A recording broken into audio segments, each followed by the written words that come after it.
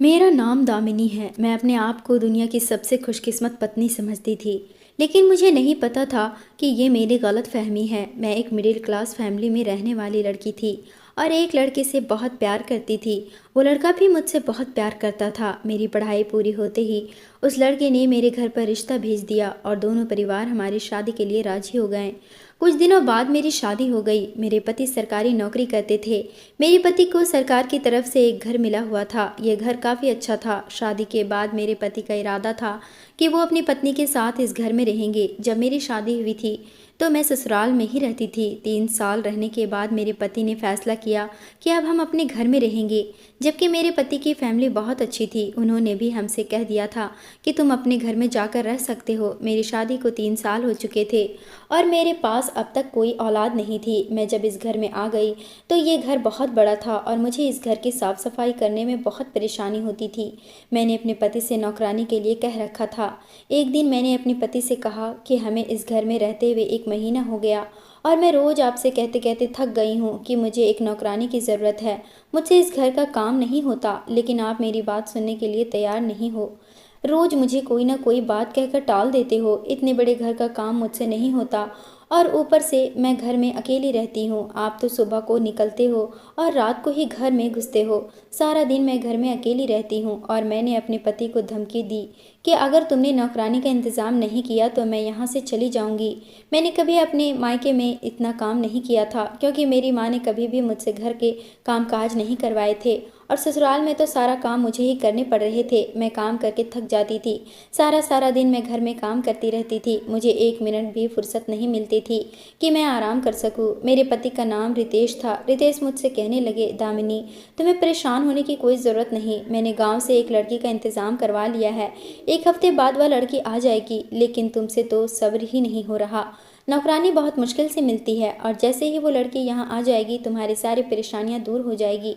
तुम परेशान मत हो। रितेश मुझे रोज यही बात समझाकर टाल दिया करते थे। कुछ दिन बाद रितेश घर आए तो मैंने देखा कि उनके साथ एक 18 साल की लड़की थी। उस लड़की को देखकर मुझे बहुत ज्यादा गुस्सा आ रहा था, क्योंकि वो लड़की मेरे पति के पास ही खड़ी थी। मैं रितेश को गुस्से से देखने लगी। इतनी देर में मैं कुछ कह पाती तब तक रितेश समझ गए थे कि मैं उनको गुस्से में देख रही हूँ। रितेश ने मुझे उस लड़की से मिलवाया और कहने लगे कि ये कामिनी है और आज से ये हमारे घर के सारे काम किया करेगी और तुम्हें परेशान होने की कोई ज़रूरत नहीं। इसे घर के सारे काम समझा देना। मैंने सोचा है कि घर के बेसमेंट में जो कमरा है वह इसको दे दिया जाए, ताकि अपना सामान बाहर रख लेगी और वहीं पर रह लेगी। अब यह तुम्हारे साथ पूरा दिन घर में रहा करेगी। अब तुम्हें भी कोई परेशानी नहीं होगी। ये सारे काम आसानी से निपटा देगी। तुम इसको इसके कमरे में ले जाओ और इसका सामान वहाँ पर रखवा दो। आखिर हम दोनों पति पत्नी को भी तो प्राइवेसी चाहिए ना। रितेश मुस्कुराते हुए मेरी तरफ देखकर ये बातें कहने लगे। रितेश की बात सुनकर मैं अपने आप को बहुत खुशनसीब पत्नी समझ रही थी। आखिर मेरे पति मेरा बहुत ख्याल रखते थे और मुझसे बहुत मजाक भी करते थे। मैंने रितेश से कहा, मैं इसको सारा घर दिखा देती हूँ और काम की समझा देती हूँ। मैंने शैली से कहा कि चलो मैं तुम्हें तुम्हारे कमरे में ले चलती हूँ। मैं शैली को उसका कमरा दिखाने ले गई। उससे मैं कहने लगी, शैली, तुम इस कमरे में अपना सामान रख दो और उसके बाद हम दोनों के लिए एक अच्छी सी चाय बनाकर लेकर आ जाओ। उसके बाद मैं अपने कमरे में गई तो मैंने रितेश से कहा, रितेश, आज मैं बहुत खुश हूँ और अपने आप को बहुत हल्का फील कर रही हूँ। अगर शैली घर में नहीं आती तो मैं तो इस घर में काम करते करते ही इस दुनिया से चल बसती। मेरी बात सुनते ही रितेश हंसने लगे और कहने लगे, अच्छी बात है ना, तुम्हारी इस दुनिया से जाते ही मुझे दूसरी शादी करने का मौका मिल जाएगा। वैसे भी तुम्हारी जीते जी तो ये सब कुछ नामुमकिन है। दूसरी शादी के बारे में सोचकर ही मेरा दिल तो नाचने लगता है। रितेश की बातें सुनकर मुझे उन पर बहुत गुस्सा आने लगा। मेरे गुस्से भरी निगाह देखते ही रितेश खामोश हो गए। मैंने रितेश से कहा, मर्द होते ही बेवफा हैं, पहले पत्नी के मरने का इंतजार करते हैं, चाहे उनकी पत्नी उनके लिए कुछ भी कर ले, लेकिन उनके दिल में तो हमेशा दूसरी शादी करने की चाहत जागती रहती है। मैंने रितेश को अच्छी खासी बातें सुना दी थी, क्योंकि यह पहली बार नहीं था। रितेश ऐसे ही मुझे छेड़छाड़ करके मजाक करते रहते थे। रितेश को आदत थी मुझे झेलने की और मुझे चिढ़ाने की। उनको बहुत अच्छा लगता था जब मैं उनकी ऐसी बेतुकी बातों पर गुस्सा किया करती थी। रितेश ने मुझसे कहा कि तुम तो बेवजह ही गुस्सा करती हो। तुम जानती हो कि इस घर में तुम्हारे अलावा मेरे पास कोई नहीं है जिसे मैं मजाक कर सकूं, उसे छेड़ सकूं, और शायद तुम यह नहीं जानती कि मैं तुमसे कितनी मोहब्बत करता हूँ। तुम्हारे अलावा किसी की तरफ नजर उठाकर भी नहीं देख सकता, फिर भी तुम इस तरह की बातें कर रही हो। मर्द बेवफा नहीं होते, बल्कि औरत उन पर शक करके उनको बेवफा बना देती हो, और असल में दूसरी शादी के पीछे पहली पत्नी का ही हाथ होता है। रितेश की बातें सुनकर मैं रितेश को घूरने लगी थी। तभी रितेश हंसने लगे और कहने लगे, पागल, मैं तुमसे बहुत प्यार करता हूँ, इतना गुस्सा मत किया करो, गुस्से में तुम और भी ज़्यादा खतरनाक लगती हो। उनकी बात सुनते ही मेरी भी हंसी निकल गई थी और हम दोनों एक दूसरे के साथ बहुत खुश थे। मेरे पति रितेश मुझसे कहने लगे, आज क्या हम बातों से ही पेट भरेंगे, और मुझे बहुत ज़ोरों की भूख लगी है, कुछ खाने का इंतज़ाम तो करो। मैंने कहा, ओहो रितेश, मैंने तो आज खाना बनाया ही नहीं, भूख से मेरा बुरा हाल हो रहा है और तुम्हें झगड़ने के अलावा कोई दूसरा काम ही नहीं आता। आगे मैं कुछ कहती ही कि शैली दरवाजे पर आकर खड़ी हो गई और कहने लगी, मालकिन, खाना तैयार हो गया है। हम दोनों हैरानी से शैली की तरफ हंसकर देखने लगे। अपनी लड़ाई में हम दोनों यह तो भूल ही गए थे कि हमने तो नौकरानी रख ली है। शैली हमें हंसता हुआ देखकर हमारी तरफ हैरानी से देखने लगी। मैंने शैली से कहा, तुम जाओ, टेबल सेट करो, हम आते हैं। मुझे देखकर शैली ने हाँ में सर हिलाकर वहां से चली गई। मैंने रितेश से कहा, रितेश, हमें इस लड़की को अपने घर पर नहीं रखना चाहिए था। आखिर इस जवान लड़की की वजह से हमारे ऊपर कोई प्रॉब्लम ना आ जाए। ऐसे किसी पराई लड़की को अपने घर में रखना कहीं मुश्किल ना बन जाए। इसको यहाँ लाने से पहले आप एक बार मुझसे भी तो पूछ सकते थे। अगर आप मुझसे पूछ लेते तो मैं कभी भी जवान लड़की को यहाँ रखने की इजाज़त नहीं देती।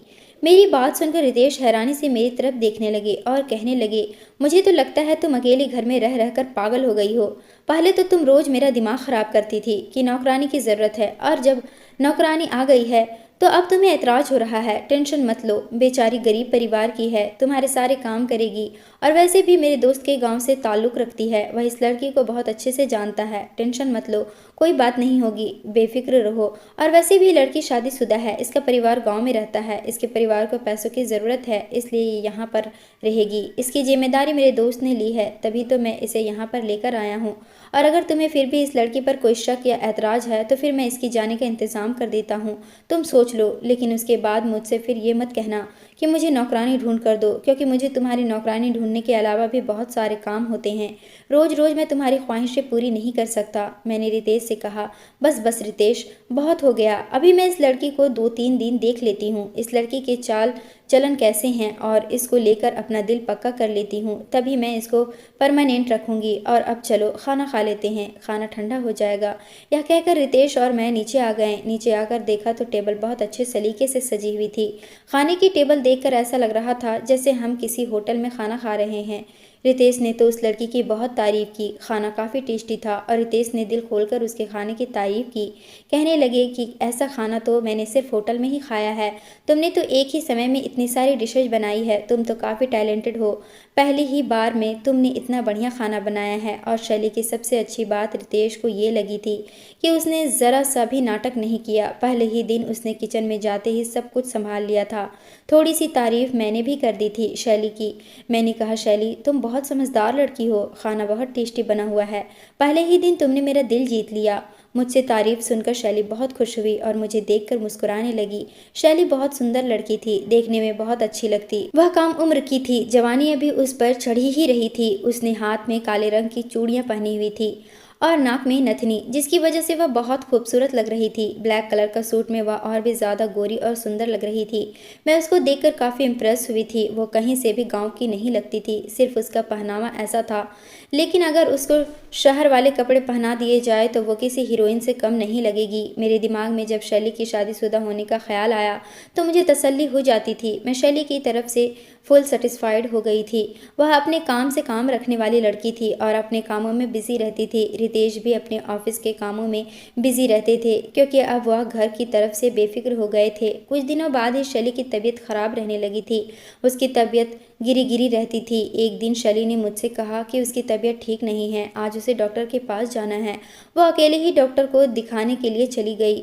जब आई तो मैंने उससे पूछा कि आखिर क्या हुआ था। उसने मुझे कुछ नहीं बताया। माँ बनने वाली थी और यह बात मुझसे छुपा रही थी। जब से शैली हमारे घर आई थी तब तक तो ऐसा कुछ भी नहीं था, और फिर शैली ने मुझे भी कुछ नहीं बताया था। फिर एक दिन मैंने शैली से पूछने की कोशिश की तो उसने बताया कि जब से वो यहाँ आई थी तभी से वह माँ बनने वाली थी। मैंने उससे कहा कि फिर तुम्हारे पति ने तुम्हें इतनी दूर काम करने के लिए क्यों भेज दिया, और वो भी इस हालात में। तुम्हें यहाँ पर नहीं आना चाहिए था। इस समय तो तुम्हें सबसे ज़्यादा अपने पति की ज़रूरत है। मेरे यह कहते ही शैली खामोश हो गई और कहने लगी, मालकिन, गरीब लोग ऐसी बातों को चोचले समझते हैं और वैसे भी हम गांव के लोग बहुत मजबूत होते हैं। हम लोगों के लिए बच्चे पैदा करना आम सी बात है। मैं गांव में होती तब भी किसी न किसी घर का काम ही कर रही होती। यहाँ तो फिर भी मुझे सुकून है। आप और मालिक बहुत अच्छे हैं। कम से कम मुझे किसी की बातें तो नहीं सुनने को मिलती है और फिर यहाँ पर मुझे तनख्वाह भी अच्छी मिलती है। मैं अपनी डिलीवरी के लिए पैसे जमा कर लूँगी और अपनी डिलीवरी इसी शहर में करवाएंगे और बच्चा पैदा करने के लिए गांव के अस्पताल नहीं जाऊँगी। वहाँ के अस्पतालों से तो मुझे बहुत डर लगता है और आप फिक्र मत करो, मेरी वजह से आपको कोई तकलीफ़ नहीं होगी। मैं आखिर तक सारे काम इसी तरह से करूँगी जैसे करती हूँ। बस 2-3 दिन की ही तो बात होगी। तीसरे दिन फिर काम से लौट जाऊँगी। कुछ देर तक तो शैली इतनी देर तक बोलती रही कि उसने मुझे अपनी सारी कहानी सुना डाली। उसकी बातों से मैं तो सहमत हो गई थी, लेकिन मैं सोच रही थी कि रितेश ने मुझे यह बात क्यों नहीं बताई कि शैली माँ बनने वाली है। जैसे ही रात को रितेश घर आए तो मैंने उनसे पूछा कि आपको आपके दोस्त ने यह नहीं बताया था कि शैली माँ बनने वाली है, या फिर तुम्हारे दोस्त ने तुम्हें बताना ठीक नहीं समझा? वैसे मुझे भरोसा है तुम्हें इस बारे में नहीं पता होगा, क्योंकि अगर तुम्हें पता होता तो तुम मुझे ज़रूर बताते, और अगर तुम्हें पता है तो तुमने मुझे क्यों नहीं बताया कि तुम मुझसे बातें छुपाने लगे हो? रितेश मेरी तरफ हैरानी से देखने लगे और कहने लगे, क्या शैली माँ बनने वाली है? आखिर यह बात मुझे कैसे पता होगी? मैं तो आज तुम्हारे मुंह से यह बात सुन रहा हूँ और मैं तुमसे कोई बात नहीं छुपाता, लेकिन तुम मुझ पर बेवजह शक जरूर करने लगी हो। मुझे तो समझ नहीं आता कि तुम शैली को लेकर हमेशा मुझसे सवाल जवाब क्यों करती रहती हो। अगर उसके बारे में जानने का इतना ही शौक है तो उसी से क्यों नहीं पूछ लेती हो? और अगर तुम्हें किसी भी तरह का मुझ पर कोई शक है तो मैं कल ही इसे इसके गांव छोड़कर आ जाऊंगा, फिर खुद ही अपनी पसंद की नौकरानी ढूंढ लेना। रितेश मुझ पर गुस्सा करने लगे और वो मेरे सवालों से बहुत तंग आ गए थे। एक तो वो रात को ऑफिस से थके हारे घर आते थे और आते ही मैं उनसे कोई ना कोई बात कर बैठ जाती थी। वो मुझे कई बार समझा चुके थे कि तुम शैली के बारे में ज़्यादा मत सोचा करो, वह अच्छी लड़की है, लेकिन पता नहीं क्यों मुझे अपने पति पर शक होने लगा था। ऐसा लगता था जैसे मुझे उन पर शक करने की आदत सी हो गई है। उनका कहना था कि तुम्हें कुछ भी समझाना बेकार सी बात है, क्योंकि कोई भी बात तुम्हारी समझ में नहीं आती और तुम सीधी बात का गलत मतलब निकाल लेती हो। मैंने रितेश से कहा, रितेश, मैं तो बस ऐसे ही कह रही थी कि इसकी सारी जिम्मेदारी मुझ पर आ जाएगी। मैंने तो यहाँ इस लड़की को अपने कामों के लिए रखा है। लगता है उल्टा मुझे घर के काम करने पड़ेंगे और साथ साथ उसकी देखभाल करनी होगी। अगर मुझे पहले ही इसके बारे में पता होता तो मैं कभी भी इस लड़की को इस घर में नौकरी पर नहीं रखती। किसी तरह यह बात खत्म हो गई थी और हम दोनों लड़ झगड़ कर सो गए। सुबह जब मेरी नींद खुली और मैंने खड़े होने के लिए ज़मीन पर पैर रखा तो अचानक ही मुझे चक्कर आ गए और मैं गिरने लगी। उस समय रितेश भी घर पर ही थे। उन्होंने मेरी तबीयत को बिगड़ते हुए देखा तो कहने लगे कि चलो मैं तुम्हें डॉक्टर के यहाँ लेकर चलता हूँ। वो मुझे डॉक्टर के पास लेकर गए।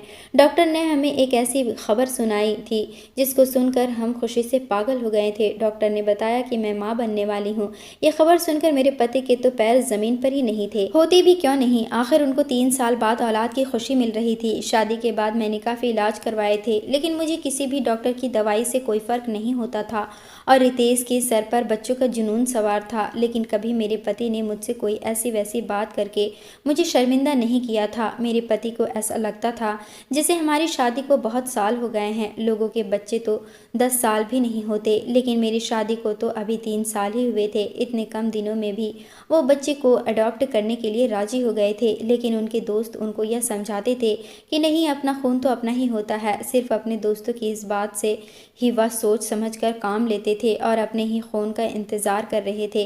अब जब उनको यह खुशी मिली तो वह अपनी खुशी को शब्दों में बयान नहीं कर पा रहे थे। इस खुशी को सुनते ही रितेश ने पूरे अस्पताल में मिठाइयाँ बंटवाई और जैसे ही रितेश घर पर आए तो उन्होंने शैली को भी ये खबर सुनाई और उससे कहने लगे कि तुम्हें अपनी मालकिन का बहुत ज़्यादा ख्याल रखना है। रितेश मुझसे कहने लगे, देखो तुम यहाँ बैठो और तुम्हें बेड से कदम भी ज़मीन पर रखने की कोई ज़रूरत नहीं। रितेश कह रहे थे कि मुझे तो समझ ही नहीं आ रहा कि मैं अपनी इतनी बड़ी खुशी को कैसे सेलिब्रेट करूं। रितेश मुझसे कहने लगे कि तुम्हें सिर्फ शैली से अपना काम लेना है और तुम उसके बारे में मत सोचो। गांव की पली बड़ी लड़की है, उसको तो आदत है ये सब कुछ करने की। वहाँ की औरतें इस हालात में घर के 10 काम करती हैं और तुम मेरी बात कान खोल कर सुन लो। तुम्हें सिर्फ अपना ख्याल रखना है और मैं शैली से भी कह आता हूँ कि वो सिर्फ तुम्हारा ख्याल रखे। तुम्हें किसी चीज़ की भी कमी नहीं होनी चाहिए। रितेश रितेश मुझे बहुत प्यार से समझा रहे थे। उनका इतना प्यार देखकर मेरी आंखों में आंसू आ गए। वो मुझसे बहुत मोहब्बत करते थे। मैं तो अपने आप को बहुत खुशकिस्मत पत्नी समझ रही थी। आखिर मुझे इतना प्यार करने वाला पति जो मिला था। ऐसा लग रहा था जैसे ज़िंदगी की सारी खुशियाँ मेरी झोली में आकर गिर गई हो। मैं दुनिया की बातें भूल कर बस अपने आने वाले बच्चे की तैयारी करना चाहती थी। लेकिन जब से शैली ने इस खुशखबरी के बारे में सुना था, उसका मूड ऑफ सा रहने लगा था। ना जाने क्यों वह कहीं खोई हुई रहती थी। फिर मैं यह सोचकर अपना ध्यान भटका लिया करती थी कि शायद मेरे पति को मेरा ख्याल रखता हुआ देखकर सोचती होगी कि काश मेरा पति भी मेरा ख्याल रखने के लिए मेरे साथ होता, क्योंकि मेरे पति मेरा बहुत ख्याल रखते थे। ज़बरदस्ती मुझे अपने हाथों से खाना खिलाते थे और मेरी हर छोटी से छोटी ज़रूरत का ख्याल रखते थे, जबकि शैली को तो कोई पूछने वाला भी नहीं था। शैली की डिलीवरी का टाइम करीब आने वाला था, जबकि मेरी डिलीवरी में अभी काफ़ी महीने थे। रितेश मेरी गोद भराई की रस्म करना चाहते थे, इसलिए उन्होंने मेरे ससुराल वालों को और मेरे मायके वालों को घर पर इनवाइट कर दिया था। यह सब कुछ देखकर शैली बहुत बुझी बुझी सी रहती थी, बस चुपचाप अपने कामों में बिजी रहती थी। और मुझे अपने बच्चे की इतनी खुशी थी कि मैंने शैली की तरफ ध्यान देना कम कर दिया था। जिस दिन मेरी गोद भराई की रस्म थी, उस दिन पूरे परिवार ने इकट्ठे होकर मुझे बधाइयाँ दी। सभी लोग बहुत खुश थे। सब ने खाना खाया और खाना खाने के बाद सब एक साथ बैठकर बातें कर रहे थे। मेरे ससुराल वालों का कहना था कि मेरे यहाँ पर अकेले रहना ठीक नहीं, लेकिन रितेश मुझे अपने साथ इसी घर में रखना चाहते थे। उसकी जिद के सामने घरवाले खामोश हो गए। सब लोग जानते थे कि रितेश बहुत जिद्दी है, इसलिए उन्होंने रितेश को ज़्यादा समझाना ठीक नहीं समझा। सब लोग आपस में बैठे हुए बातें ही कर रहे थे कि इतनी ही देर में कुछ ऐसा हुआ जिसको देखकर सबके रोंगटे खड़े हो गए और खुशी का माहौल गम में बदल गया। पता नहीं था अचानक बैठे बिठाए कुछ ऐसा हो जाएगा कि सारी खुशियाँ दुख का रूप में ले लेगी। शैली सबके लिए चाय बनाकर सीढ़ियों से नीचे उतर रही थी कि अचानक ही सीढ़ियों से उसका पैर फिसल गया और वो सीढ़ियों से नीचे गिरकर बेहोश हो गई। उसके सर से काफ़ी खून भी बह रहा था। तभी रितेश उसे अस्पताल लेकर गए। रितेश ने किसी को भी अपने साथ जाने नहीं दिया। उनका कहना था कि इस तरह मामला काफ़ी बिगड़ सकता है, इसलिए किसी का जाना ठीक नहीं होगा। रितेश को गए हुए बहुत देर हो गई थी और मेहमानों को भी अपने घर वापस जाना था। मैंने सारे मेहमानों से कहा कि आप लोग बेफिक्र होकर चले जाइए, रितेश कुछ ही देर में आ जाएंगे। मेरी कुछ देर पहले ही उनसे फ़ोन पर बात हो गई है और सब कुछ बिल्कुल ठीक है, परेशान होने की कोई ज़रूरत नहीं। यह बात सुनकर सब जाने के लिए तैयार हो गए और मेरी सास ने मुझसे कहा कि दामिनी बेटा, अपना बहुत ख्याल रखना और जैसे ही रितेश घर पर आ जाए तो हमें फ़ोन करके बता देना। और हाँ, तुम अपनी नौकरानी को उसके घर भेज दो, उसे आराम की ज़रूरत है। तुम्हारी तबीयत भी ख़राब है, उसकी टेंशन लोगी तो अपनी तबीयत और भी ज़्यादा ख़राब कर लोगी। उसके पति को बुलवाओ और उसे वापस भेज दो और कहना कि डिलीवरी के बाद उससे खुद आकर यहाँ पर छोड़कर जाए। मैंने अपनी सास से कहा कि ठीक है मम्मी जी, मैं ऐसा ही करूँगी। मैं तो खुद भी यही चाहती थी कि अपनी इन दिनों में शैली अपने गांव चली जाए। वैसे भी इस वक्त उसकी हालात घर के काम करने वाली नहीं थी, बल्कि मैं उसे कई बार कह भी चुकी थी कि तुम अपने गांव चली जाओ, लेकिन वो हमेशा ही मुझे टाल दिया करती थी। जब सारे मेहमान घर से चले गए तो उनको दरवाजे पर छोड़कर आने के बाद मैं अपने कमरे में आकर बैठ गई। मैं बार बार रितेश को फ़ोन किए जा रही थी। जैसे जैसे वक्त गुजरता जा रहा था मेरी परेशानी और भी ज़्यादा बढ़ती जा रही थी। रात के 3 बज गए थे और उन्हें गए हुए 5 घंटे हो चुके थे। मैं हर थोड़ी देर के बाद रितेश को फ़ोन करने की कोशिश कर रही थी, लेकिन उनका फ़ोन स्विच ऑफ आ रहा था और मुझे रितेश का इंतज़ार करते करते नींद आ गई। जैसे ही मेरी आँख खुली तो मैं डर गई, यह देख कर कि रितेश मेरे सामने खड़े हुए थे। मैंने रितेश से कहा कि क्या हुआ, तुमने इतनी देर क्यों लगा दी घर आने में? और शैली कहाँ है? वह ठीक तो है ना? कहाँ है वो? मैं उससे मिलकर आती हूँ। ऐसा ना हो कि उसे किसी चीज़ की ज़रूरत हो। मैं उससे मिलने के लिए जाने लगी। इतनी ही देर में रितेश ने मेरा हाथ पकड़ लिया और अपने गले से लगा लिया। वो मुझसे कहने लगे कि शांत रहो दामिनी, शैली अब इस दुनिया में नहीं रही। यह सुनकर मैंने रितेश से कहा कि तुम कैसा मजाक कर रहे हो? रितेश ने मुझसे कहा, मैं तुमसे मजाक नहीं कर रहा हूँ, बल्कि मैं तो सच कह रहा हूँ। मैंने कहा, शैली कैसे मर सकती है? उसका बच्चा कहाँ है? मुझे तो यकीन ही नहीं आ रहा था कि हंसती मुस्कुराती हुई शैली ऐसी भी मर सकती है। रितेश ने मुझे बताया कि उसका बच्चा पेट में ही मर गया था और उसके सर पर भी गहरी चोट लगी हुई थी, जिसकी वजह से उसकी मौके पर ही मौत हो गई थी। यह सुनकर तो जैसे मेरे होश ही उड़ गए थे और उन्होंने मुझे बताया कि अभी मैं उसका क्रियाक्रम करके आ रहा हूँ और मैं बहुत डर गया था। अगर कोई खबर लग जाती तो मेरी नौकरी खतरे में पड़ सकती थी और मेरी सारी ज़िंदगी अदालतों के चक्कर लगा लगा कर गुजर जाती। यह सब सुनकर तो मैं और भी ज़्यादा परेशान हो गई थी। मैंने रितेश से कहा, रितेश, अगर उसके घर वाले हमारे घर आ गए तो हम क्या करेंगे? उनको क्या जवाब देंगे कि शैली कहाँ गई है? रितेश ने मुझे तसल्ली दी और कहने लगे, फिक्र मत करो, सब कुछ ठीक हो जाएगा, मैं सब कुछ संभाल लूंगा, बस तुम किसी से भी शैली के बारे में नहीं कहोगी। मैंने कहा, ठीक है, मैं उसके बारे में किसी को कुछ नहीं बताऊंगी। शैली की मौत पर मैं बहुत ज़्यादा अफसोस में थी और दिन रात रोती रहती थी, लेकिन वक्त के साथ साथ सब कुछ ठीक हो जाता है और शैली की मौत का गम भी अब हमारे दिलों से भरने लगा था। कुछ दिनों बाद ही हमारी लाइफ नॉर्मल सी हो गई थी। रितेश ने अपने ऑफिस से 2 महीने की छुट्टी ले ली थी। मेरा हर तरह से ख्याल रखते थे। जब रात को मैं सोती थी तो मुझे ना जाने कैसी कैसी आवाज़ें सुनाई देती थी। 2-3 दिन तक तो मैंने उन आवाज़ों को इग्नोर किया, लेकिन एक दिन मुझे उन आवाज़ों से बहुत डर लग रहा था और मैंने रितेश को झंझोड़ कर उठाया। रितेश घबरा कर उठे और कहने लगे कि क्या हुआ शैली, तुम्हारी तबीयत तो ठीक है ना? अगर तुम्हारी तबीयत ठीक नहीं है तो मैं तुम्हें अभी अस्पताल लेकर चलता हूँ, मैंने परेशान होते हुए कहा। रितेश, मेरी तबीयत ख़राब नहीं है, बल्कि मुझे किसी बच्चे के रोने की आवाज़ आ रही है। रोज़ मुझे ऐसी आवाज़ें सुनाई देती है और मैं इन आवाज़ों से डर जाती हूँ, लेकिन मैंने आपको नहीं बताया, आज मुझे इस आवाज़ से नींद नहीं आ रही। ऐसा लग रहा है वो बच्चे जैसे हमारे बहुत करीब हैं और रो रहा है। मैंने रितेश से कहा, चलो हम बाहर चलकर देख कर आते हैं। ऐसा लग रहा है जैसे कोई मुसीबत में है और हमें पुकार रहा है। मेरी बात सुनकर रितेश बहुत परेशान हो गए थे और मुझसे कहने लगे, तुम किस तरह की बातें कर रही हो? मुझे तो किसी भी बच्चे की रोने की आवाज़ नहीं आ रही। ये सिर्फ तुम्हारा वहम होगा और कुछ नहीं, इसलिए इन सब बातों को छोड़ो और आराम से सो जाओ। इस समय तुम्हें आराम की ज़्यादा ज़रूरत है। अगर फिर भी तुम्हें तसल्ली नहीं हो रही है तो मैं अकेला बाहर जाकर देख कर आता हूँ, लेकिन तुम मेरे साथ नहीं जाओगी क्योंकि मैं कोई रिस्क नहीं ले सकता। रितेश की बात सुनकर मैं लेट गई और रितेश कमरे से बाहर चले गए। कुछ देर बाद जब वह वापस आए तो मैंने बेचैनी से रितेश से पूछा, रितेश, बाहर कौन था? तो उन्होंने मुझे जवाब दिया कि मैंने तुमसे कहा था ना, बाहर कोई नहीं है। ये सब तुम्हारा वहम है, शायद तुमने कोई सपना देखा होगा, इसलिए अब तुम कोई बहस मत करना और सो जाओ। अब इस बारे में हम कल सुबह बात करेंगे। यह कहकर रितेश लेट गए, लेकिन मैं लगातार उन आवाज़ों के बारे में सोच रही थी। ऐसी आवाज़ें मुझे पहली बार नहीं आई थी, बल्कि 3 दिन से लगातार मुझे ये आवाज़ें आ रही थी और कई दिनों तक मुझे वो आवाज़ सुनाई देती रही। मैंने हर बार रितेश को बताने की कोशिश की कि कोई बच्चा रोता है, लेकिन हर बार उन्होंने मेरा वहम कहकर मुझे टाल दिया और मैं भी सोच लेती थी कि हो सकता है यह मेरा वहम ही होगा, क्योंकि अगर वाकई बच्चे के रोने की आवाज़ होती तो ज़रूर रितेश को भी सुनाई देती और ये सोचकर मैं भी तसल्ली से सो जाया करती थी। जब कई दिन ऐसे ही गुजर गए तो मुझे ऐसा लगने लगा कि रितेश मुझसे ज़रूर कुछ छुपा रहे हैं। मुझे रोज़ रात की शांति में बच्चे की रोने की आवाज़ आती थी। ये मेरा वहम नहीं था, बल्कि इसके पीछे कोई बड़ा राज जरूर छुपा हुआ था और मैंने सोच लिया था कि जब तक मैं इस रात से पर्दा नहीं उठा लूँगी तब तक मैं सुकून से नहीं बैठूंगी। कुछ तो ऐसा ज़रूर हो रहा था जो मुझसे छुपाया जा रहा था। मुझे लगने लगा कि हो सकता है शैली मरी ना हो और उसका बच्चा यहीं कहीं आसपास हो या फिर किसी मुसीबत में हो। मुझे उस मासूम बच्चे के लिए ज़रूर कुछ न कुछ करना था। ये सब सोचते ही मैंने पुलिस को फ़ोन किया और पुलिस इंस्पेक्टर को इस बारे में सब कुछ बता दिया। मैंने पुलिस से कहा कि मैं चाहती हूँ कि आप मेरे घर की तलाशी लें या फिर मेरे घर पर निगरानी रखें।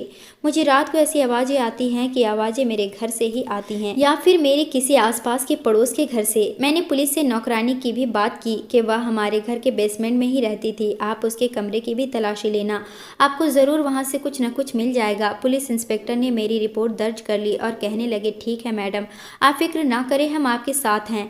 आपके पति को इस बारे में कुछ नहीं पता चलेगा और रात को हम आपके घर की तलाशी लेने ज़रूर आएंगे।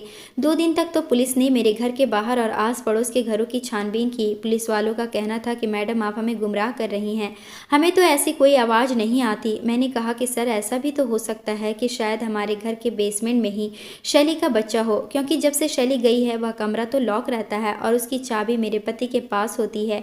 अगर मैं अपने पति से ज़्यादा सवाल जवाब करूंगी तो वो मुझे गलत समझेंगे, इसलिए यह केस आप अपने हिसाब से हैंडल कर लीजिए। फिर रात को जब पुलिस हमारे घर आई और उन्होंने रितेश से कहा कि हमें आपके घर की तलाशी लेनी है, रितेश उनसे कहने लगे कि आपको क्यों हमारे घर की तलाशी लेनी है, आखिर हमारे घर में ऐसा क्या है? पुलिस वालों ने कहा कि हमने आपके आसपास के घरों की भी तलाशी ली है। अब यहाँ सिर्फ आपका ही घर बचा है। अब हम आपके घर की तलाशी लेना चाहते हैं। सबसे पहले पुलिस ने बेसमेंट में जाने को कहा। जब पुलिस बेसमेंट में गई तो उन्होंने देखा कि रूम में ताला लगा हुआ था। उन्होंने रितेश से कहा, रितेश जी, हमें इस कमरे की चाबी चाहिए। हम इस कमरे को खोल कर देखना चाहते हैं। इंस्पेक्टर की चाबी मांगने पर रितेश के चेहरे का रंग उड़ गया था और वो परेशान लग रहे थे। उन्होंने कहा कि इंस्पेक्टर साहब, आखिर क्या बात है, कुछ तो बताइए। मैं आपको ऐसे मेरे घर की तलाशी लेने नहीं दे सकता। आप मुझे जानते नहीं हैं, मैं कौन हूँ। पुलिस इंस्पेक्टर ने कहा, आप कोई भी हो, हमसे कोई मतलब नहीं। अगर आप हमें चाबी नहीं देंगे तो हम इस दरवाजे को तोड़ भी सकते हैं। आप हमें धमकी में लेने की कोशिश मत करिए। हम तो बस यही जानना चाहते हैं कि आखिर इस घर में कौन सी खिचड़ी पक रही है। आस पड़ोस के लोगों की शिकायत है कि आपके घर से किसी बच्चे के रोने की आवाज़ आती है, जबकि आपके घर में तो कोई बच्चा भी नहीं है। और यह आवाज़ सिर्फ रात को ही क्यों आती है? रितेश कहने लगे, आप कैसी बातें कर रहे हैं इंस्पेक्टर? बच्चों की रोने की आवाज़ तो किसी के भी घर से आ सकती है। पड़ोस में बहुत सारे लोग हैं जिनके छोटे छोटे बच्चे हैं, लेकिन आपको हमारे घर पर ही क्यों शक है? हमारे घर में तो कोई बच्चा भी नहीं। इंस्पेक्टर ने कहा, जी इसलिए तो हम आपके घर की तलाशी करना चाहते हैं। आखिर आपने इस कमरे में ताला क्यों लगाया हुआ है? आप इस ताले को जल्दी से खोलिए वरना हम दरवाज़ा तोड़ देंगे। रितेश ने दरवाज़ा नहीं खोला तो पुलिस वालों ने ही दरवाजे को तोड़ दिया। ताला खोलते ही सब लोग कमरे में चले गए।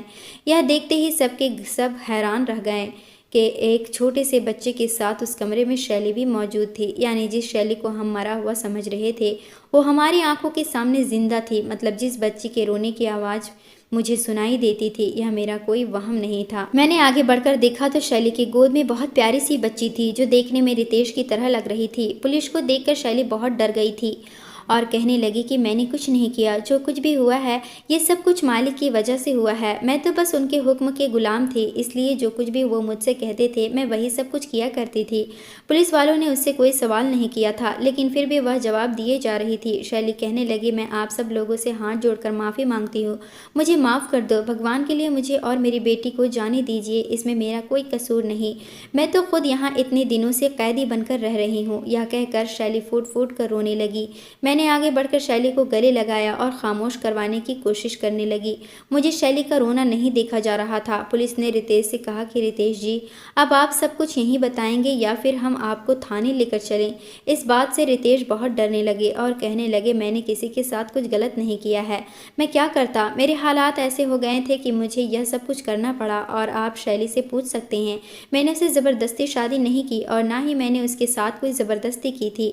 ये खुद अपनी मर्जी से मुझसे शादी करके यहाँ आई थी। हाँ, यह बात सच है कि ये मेरी पत्नी है और उसकी गोद में जो बच्चा है वो भी मेरा ही है।